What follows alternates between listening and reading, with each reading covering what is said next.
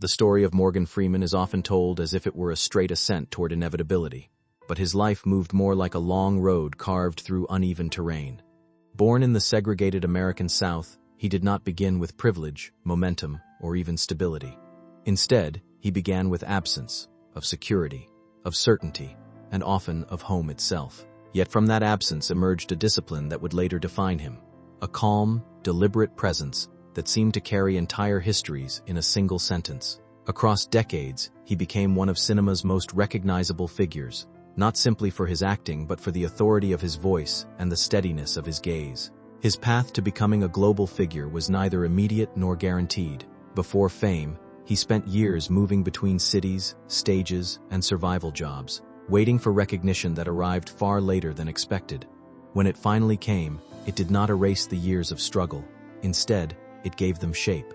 Films like The Shawshank Redemption and Driving Miss Daisy transformed him into a cultural anchor, but the foundation beneath that recognition had already been built in silence, labor, and endurance long before Hollywood took notice.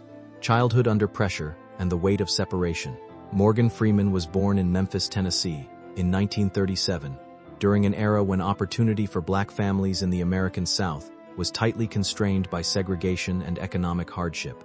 His parents worked constantly, his mother in domestic and caregiving labor, his father as a barber, but stability remained out of reach.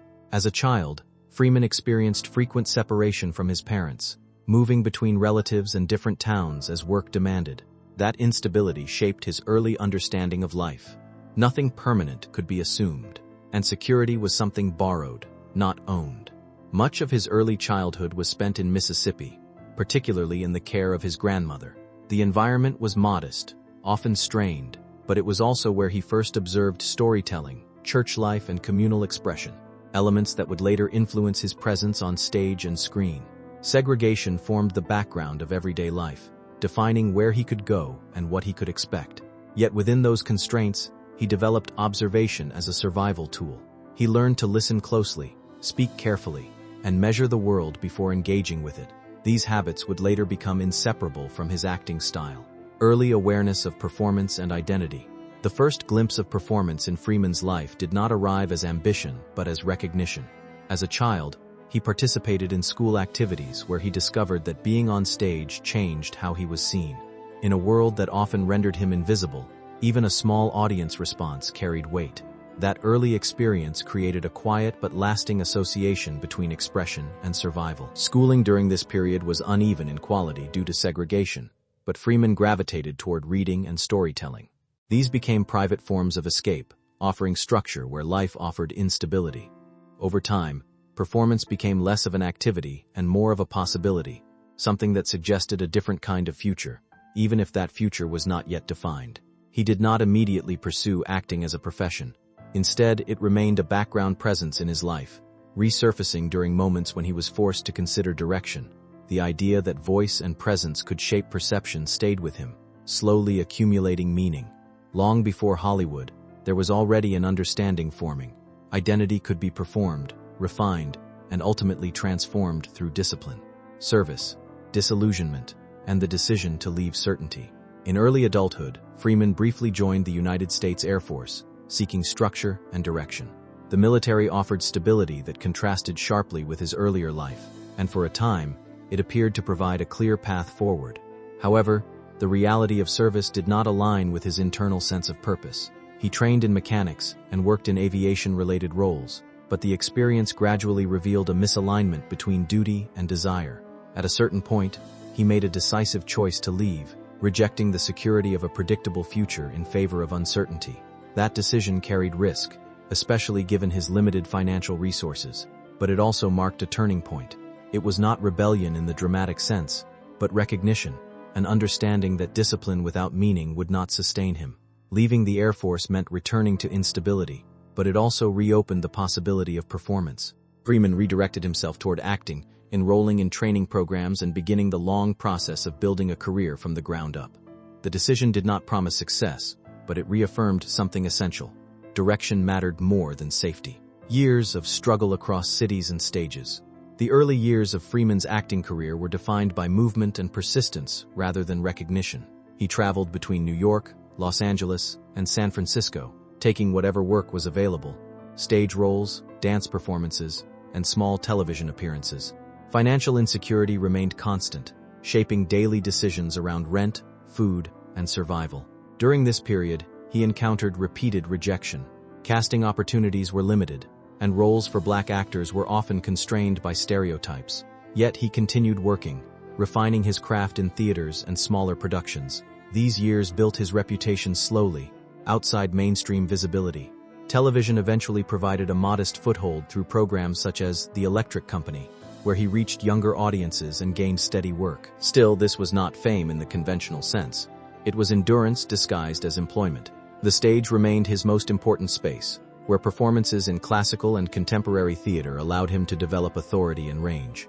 By the end of this period, he was no longer unknown, but he was not yet established.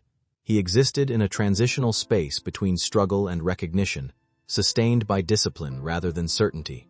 Breakthrough and the arrival of recognition. Freeman's breakthrough arrived later than many actors experienced success, but when it came, it carried significant weight. His performance in Street Smart earned critical attention and an Academy Award nomination, signaling a shift in how he was perceived within the industry.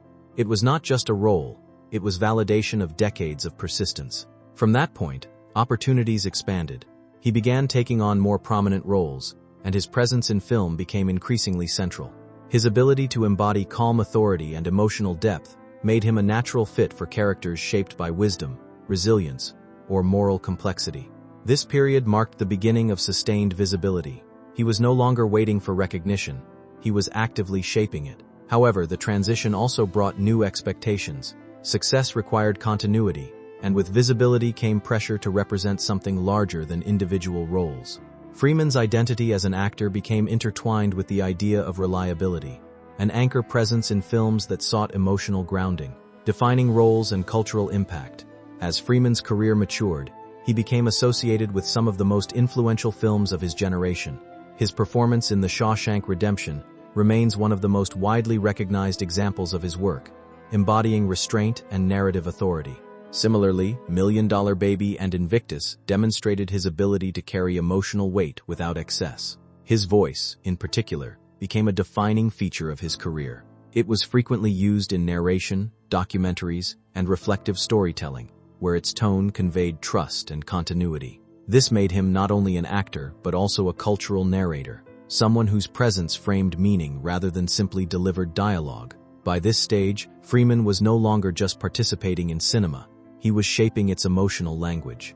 His roles often centered on themes of endurance, justice, and reflection, reinforcing the public perception of him as a figure of quiet authority, success, pressure, and the weight of visibility.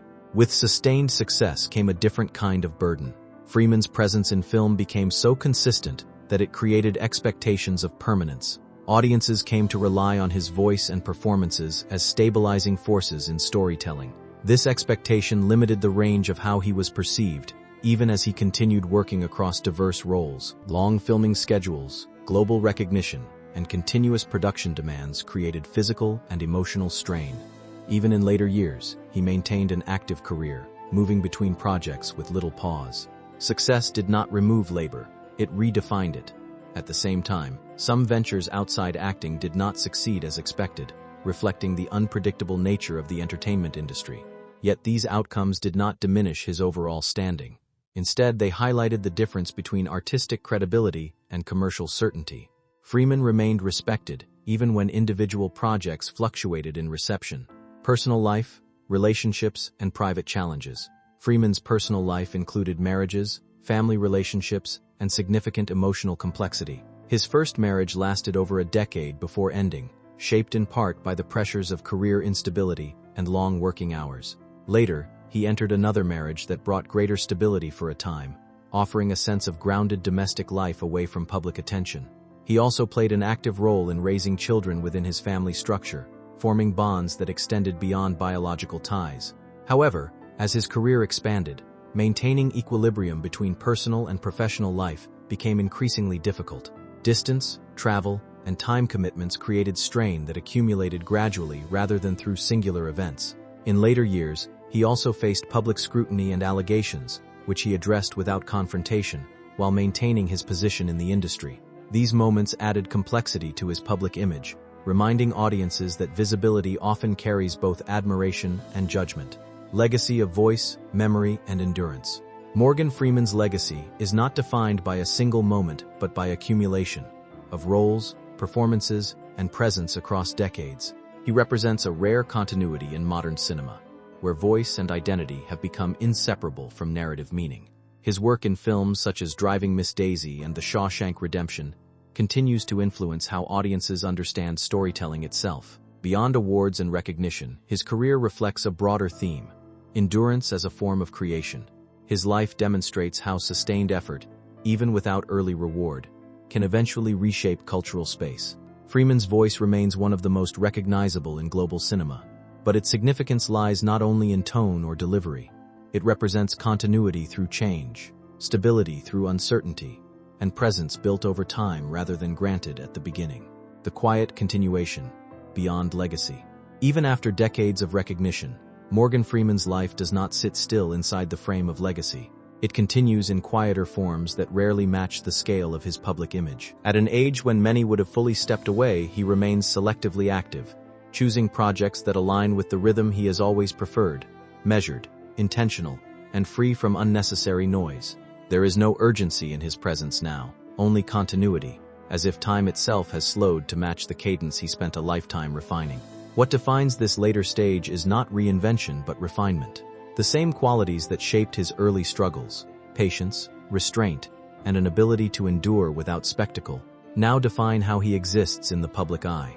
He no longer needs to prove a rival, because a rival has already been long established. Instead, his work and appearances feel like extensions of a long conversation with cinema, one that never truly demanded conclusion.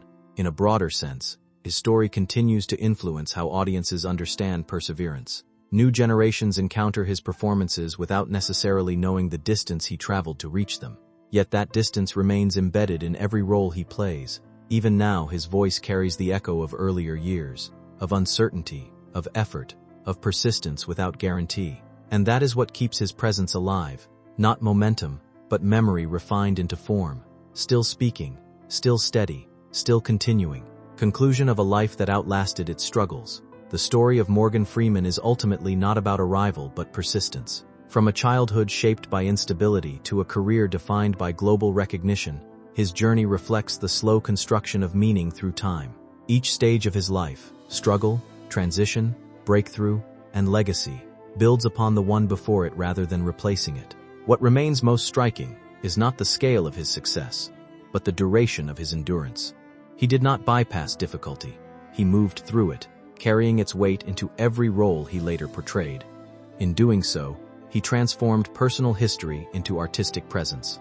His life suggests that greatness is rarely immediate. It accumulates quietly, often invisibly, until it becomes unmistakable. And in Freeman's case, that accumulation became a voice the world now instantly recognizes, not because it arrived quickly, but because it endured long enough to matter.